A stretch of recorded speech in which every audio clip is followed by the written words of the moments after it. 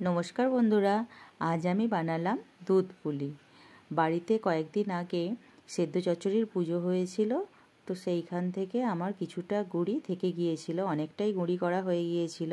তো অতটা গুঁড়ি সেই দিন আর করা হয়নি, তো তাই আজ বানালাম দুধ পুলি। দুধটাও ছিল আগে থেকেই, তাই ভেবে নিলাম যে আজকে একটু বানালেই হয়। তার জন্য আমি নিয়েছিলাম গুঁড়িটা, ওই 1 বাটির মতো গুঁড়ি নিয়েছি, আর তাতে পরিমাণ মতো আমি নুন দিয়ে ভালো করে মেখে নিয়েছি। আর ওদিকে আমি দুধটা ফুটিয়ে রেখে দিলাম, আর জলটাও ঈষৎ উষ্ণ গরম করে নিয়ে ওটা আমি ভালোভাবে মেখে নেব।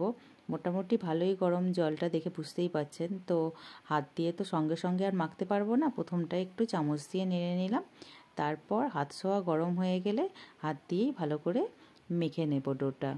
তো কিছুক্ষণ ওইভাবে মেখে নেওয়ার পরে আমি এবার এগুলো বানিয়ে নেব।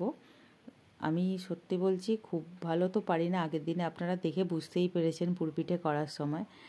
আর আজকে বাড়িতে কেউ ছিল না, তাই আমাকেই বানাতে হলো। এই পিঠেগুলো একটু ছোট করলে আরও বেশ দেখতে ভালো লাগে, তো আমি এরকমভাবেই করেছি। আপনারা চাইলে আর একটু ছোট করেও করতে পারেন, কেন ছোটোবেলায় মা কাকিমাকে দেখেছি আমাদের বাড়িতে যখন দুধ পুলি হতো, তো খুব ছোট ছোট করে করতো, আর দেখতেও খুব সুন্দর হতো।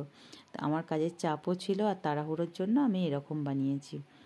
দুধটা আমি ফুটতে দিলাম, কিছুক্ষণ ফুটে যাওয়ার পরে আমি এই পিঠেগুলো একটা একটা করে ছেড়ে দেবো। আর এখানে আমার দুধটাও অনেকটা মরে গেছে ফুটে ফুটে।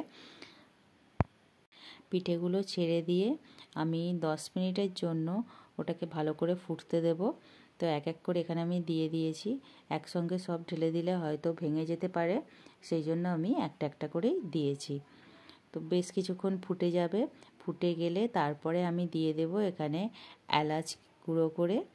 এলাচটা গুঁড়ো হয়ে গেলে তারপর আমি ওটা দিয়ে দেব, দিয়ে আরও কিছুক্ষণ ফুটতে দেব। যখন ভালোভাবে সেদ্ধ হয়ে আসবে তখন আমি ওতে দিয়ে দেব 1 বাটি চিনি। চিনিটা দিয়ে আরও কিছুক্ষণ ফুটতে দেব। ফুটে গেলেই আমি ঢাকা দিয়ে রেখে দেব আরও কিছুক্ষণ, তারপরেই আমাদের পারফেক্ট দুধ পুলি রেডি হয়ে যাবে।